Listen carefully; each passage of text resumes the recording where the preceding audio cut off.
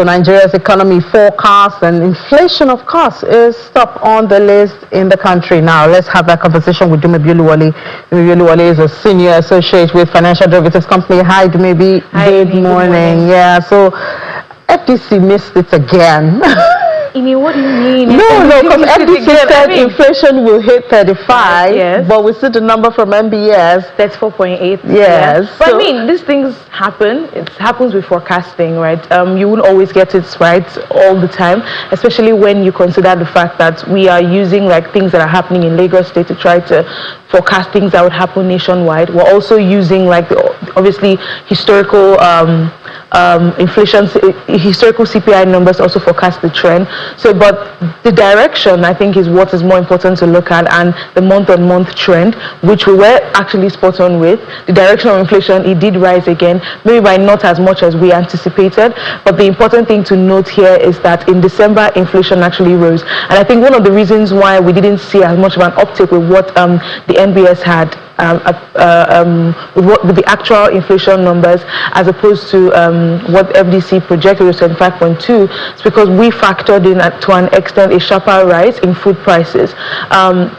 But to an extent, we did see that food prices were almost relatively the same going in from the end of November. The demand was not as much as expected. Well, they're not exactly. So it's because the huge shocks that we experienced in November going into December were not so prominent by the middle of December entering into the end of the year. And the Naira did actually appreciate as well in December. Yeah, so one of the things stability in the value of the exactly. Naira. So one thing to consider is actually the collation period by the NBS. So the NBS typically would do their survey within the first 2 weeks of the month. So if you are forecasting with things that have happened almost maybe between the end of November, we're using and into the first week of the month, you might not be able to capture some other things that will be happening. Because for December, we know that most of the activity is towards the end. Yes, towards the end of the period until the new year. Exactly. And to an extent, we didn't see that sharp rise in commodity prices. Petrol prices as well kind of slowed down at the end of the year. So those are some of the reasons why we're seeing the increase in not so much of an increase. So what happens with this rebasing? Because it's not just the GDP that is getting rebased now. Yes, the CPI is also getting rebased. Yes. I wonder how this will affect the numbers. I mean, if we're to be realistic, I want to believe it will be more. It will show more price increase because some new commodities will be captured into the basket. Yeah, I mean, so the rebasing exercise typically is supposed to happen every 5 years for GDP. For inflation, when you look at the IMF's consideration for actually rebasing exercises, a lot of times it should happen within that same period. But the reference period or the reference year typically would differ. So for the GDP aspect, we do expect that when you rebase the GDP, because you're coming closer to economic realities, the expectation would be that the numbers would actually increase, right? But because of the shocks that we saw, 2020, 2022, even 2023 going to 2024, we might not see a significant increase in nominal GDP numbers compared to what happened the last time we did a rebasing exercise. But following on with the CPI, was the last time we had any change to our CPI was in 2009, right? So we're looking at the new rebasing exercise that's about to happen. The new base year that the NBS is planning with is 2024.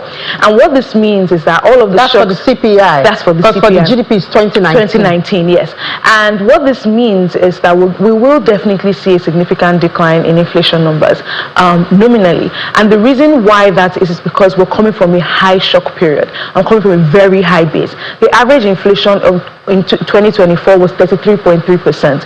And if you coincide that with where we are right now, we're not having any reforms going on right now.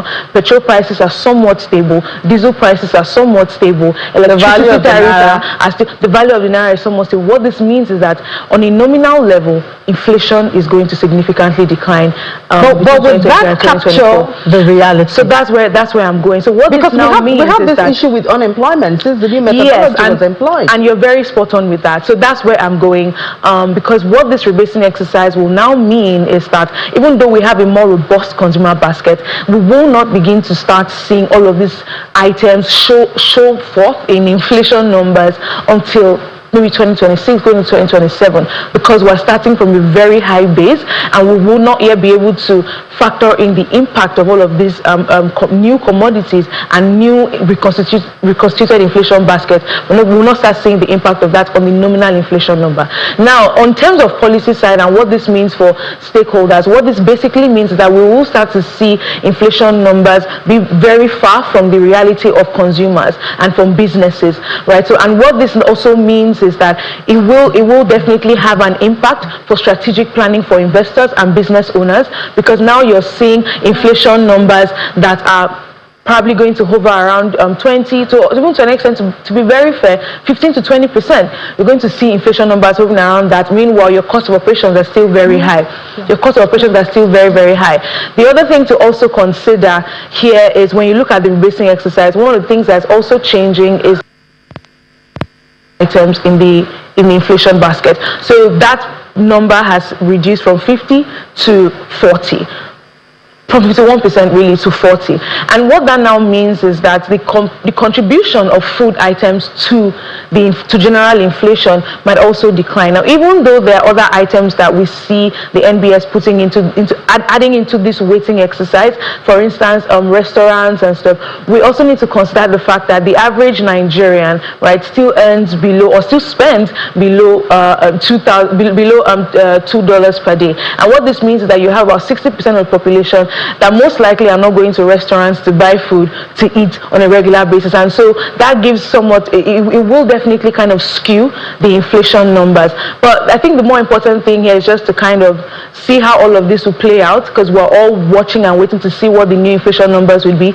The hope is that we will not have a case of what's happening with the unemployment numbers, with the inflation numbers, where that trust deficit between the actual numbers and the reality will become too stark that we're not able to well, we hope so. But you know, the thing is, at least we have the example of the unemployment numbers here, you know, to talk about. Unemployment is about 4%. And who do you tell that in Nigeria that unemployment is at 4%? And about 96% of Nigerians are employed. You know, it just doesn't capture the reality. So if we start seeing that with inflation number, then, you know, we're talking of bridging the gap between the government and the governed. You know, reducing the lack of trust. I mean, that's just unfortunately going to increase that. But as you said, we'll wait and see. I think it's the 31st that they said they will release it. So hopefully, we'll get to see what those numbers are saying. We'll see what those numbers and how real it is to the people. But thank you so much, Thank you for your time this morning.